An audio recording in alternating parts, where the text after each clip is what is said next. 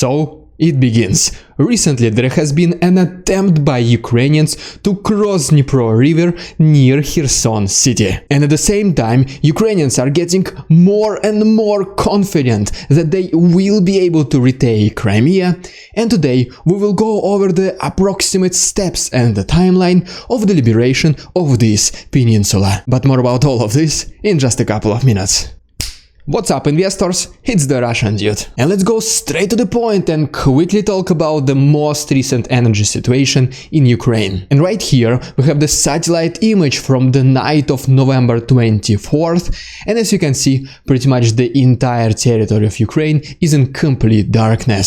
This is the result of Russians targeting the energy infrastructure of Ukraine, and as of right now it is estimated that approximately 50% of it is critically damaged or destroyed. But regular Ukrainians do not give up, and they constantly try to find creative solutions for this problem. And as you can see from this video from Odessa, a small business owner is doing manicure in the parking lot, where there's still light. But believe it or not, according to the representative of Russia in the United Nations, Nebenzya, it is Ukraine who is directly responsible for this situation and casualties among civilians. He said that Russia has never targeted residential buildings, and whenever attacks against civilian infrastructure happen, this is because of Ukrainian air defense missiles. What he is basically trying to say is that no, it is your fault, because it is you who are trying to protect yourself. Just let us attack you and everything will be normal. But okay, because at least the Russian authorities are being a little bit more open in that they're blackmailing Ukraine. Because according to Dmitry Peskov, it is in Ukraine's hands to stop this war. He says that Ukraine simply needs to fulfill the demands of Russia, and then these attacks will stop. And I'm assuming whenever Senior Peskov was asked, "Is this a blackmail, Dmitry?" he said, "No, this is just the Russian way of doing negotiations." Right. And then finally, according to Forbes, we have the 3 case scenarios for Ukraine in regards to their energy situation. The first and quote-quote the best case scenario is that in case these attacks continue, the middle and the eastern part of Ukraine is risking to be without electricity for an extended period of time. The second unfavorable case scenario is that in case Russia continues to target major energy infrastructure objects, the entire country of Ukraine might experience a total blackout lasting anywhere between 1 and 2 days. And finally, the third and the worst case scenario is that in case Russia decides to do another mass shelling and precisely targets and destroys the remaining energy infrastructure, the entire country of Ukraine might experience blackout lasting more than a week. As for now, the situation on the front lines is relatively stable, but we do have the early signs of an upcoming counteroffensive of Ukraine in the south. And if you don't want to miss the moment when it starts happening, please consider liking this video and subscribing to my channel. I will also have a charitable livestream this Saturday, November 26th at 6 PM Eastern Standard Time, so please mark your calendars. Alright, and before we talk about the south, here is your extremely quick, in under 1 minute, update from the east. And first of all, according to the report by the Institute for the Study of War, Ukrainians continue their counteroffensive along Svatove-Kremin road, while the main focus of Russians remained the same, which is next to Bakhmut and Avdiivka. And at the same time, the biggest fighting in the last 24 hours was happening in Kuzyominka, Solidar and Yakovlivka. But the impressive thing is that for several months Bakhmut still stands, despite the fact that Russia constantly sends their new troops in this area. Alright, and now as promised, let's go to the south. And first of all, in this video, allegedly from Kherson region, we can see the current conditions for Ukrainian soldiers. The winter is coming, and the rain season most certainly slows down both countries. But it does not stop Ukraine. And then in this video we can see that this night Russians attacked Kherson city several times. And as always, unfortunately, one of the objects which has been damaged was a residential building. The night was relatively quiet for the other side, and the only reported sounds of battle were heard in Kakhovka. And then, according to the Operational Command South, who refer to the satellite images, Russians have already constructed 3 lines of defense on the left side of Dnipro river. The first one is right on the river's bank, the second one is 5 to 10 kilometers further, and the third one is approximately 20 to 25 kilometers away. But this obviously does not stop Ukrainians, because earlier this week they made one of their first attempts to cross Dnipro river near Kherson city. And the place where they tried to do it is on this island, which, as you can see according to this map, is under Ukraine's control. But unfortunately, it has been reported that Russians did strike Ukrainians on this island, but nevertheless, the advancement has been recorded. And in case Ukrainians decide to pursue this direction, this can potentially be one of the best places where they can cross Dnipro river. Because instead of crossing the entire Dnipro river at once, which is obviously very risky, they can do it step by step, and in between they can fortify their positions. And as soon as they can establish the control over this island, this will bring even more Russian military units in the range for Ukrainian artillery. Because one of the most common military tactics is to destroy the military objects of the enemy, move closer, gain a foothold, and then start targeting even further military objects of the enemy. And so far, Ukraine has been doing just that, so don't change it if it works. And you know what? Another good thing about Russians withdrawing from Kherson, besides obviously Ukraine taking back its own land, is that more and more regular Russians started seeing the truth. After the surrender of Kherson, Russians started asking the question: who else besides Putin told us that Kherson is a part of Russia? And why would the Russian army give it up so easy if they have spent so much resources taking it? Could this be the same case about the rest of Ukraine? And because of this, Russians living on the territory of Crimea are in so-called suitcase mode, which basically means as soon as Ukrainians start coming, and if there are even the earliest signs that Russians will not be able to hold them, which they won't, these Russians will start leaving the peninsula immediately. It was nice while it lasted, but they never felt like they were living in the territory of Russia. And before we talk about Ukrainians who revived their dreams to retake Crimea,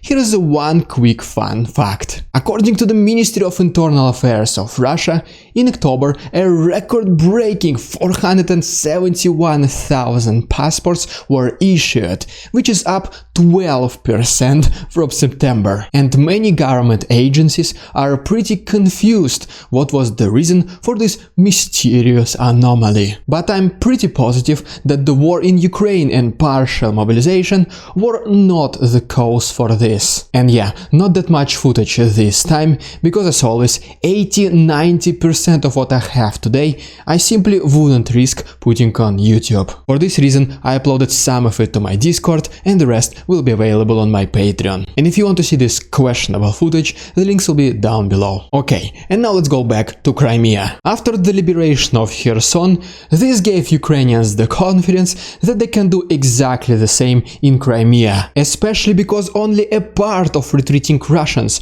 will go to Crimea, while the rest will go to the east. And at the same time, Ukrainians are demonstrating the efforts to cross Dnipro river. And previously, such actions have been recorded on Kinburn Spit and on Karantinny Island, about which we spoke earlier today. In addition to that, thanks to HIMARS, Ukraine does have the rest of Kherson, as well as north of Crimea, under fire control, which, to say the least, disrupts the logistics of Russians and makes it harder even to retreat. As a result, Ukrainians can separate Crimea from the rest of occupied Ukraine, and in the future they might once again target Crimea Crimean Bridge. And as we have already seen it, it is not as protected as it seems. And guess what? Crimea is called peninsula for a reason, because it is surrounded by water from 3 sides. Which basically means that the only direction for Russians to fight is to the north, in this narrow area full of lakes and bays. And this will create a bottleneck effect,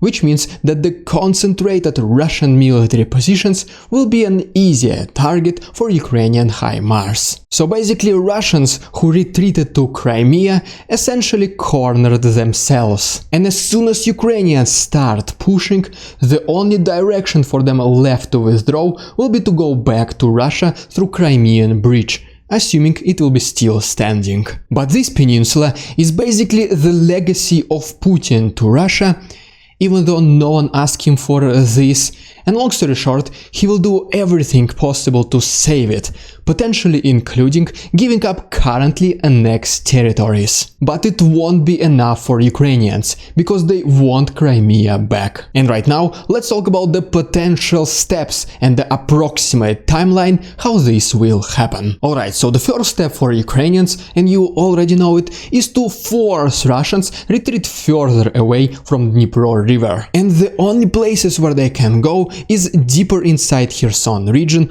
to the north of Crimea and to the east. And at this very moment there are already signs about this withdrawal, and Russians already started preparing to defend Crimea by creating these defense lines and concentrating their efforts in the next city, which is Melitopol, which pretty much means that they subconsciously gave up on this territory, and in the nearest future the rest of Mykolaiv and Kherson regions will be liberated. Among the most promising locations where Ukrainians can cross Dnipro river is Kinburn Spit. And as soon as they do it, this will force Russians to accelerate their retreat. Because of this, the rest of Ukrainian forces will also start crossing the river in much more favorable locations, such as next to Kherson city and Kakhovka. And that's the exact moment when the liberation of the rest of Kherson will begin, and it will be very quick. Among several other places, Russians will be fleeing to Melitopol,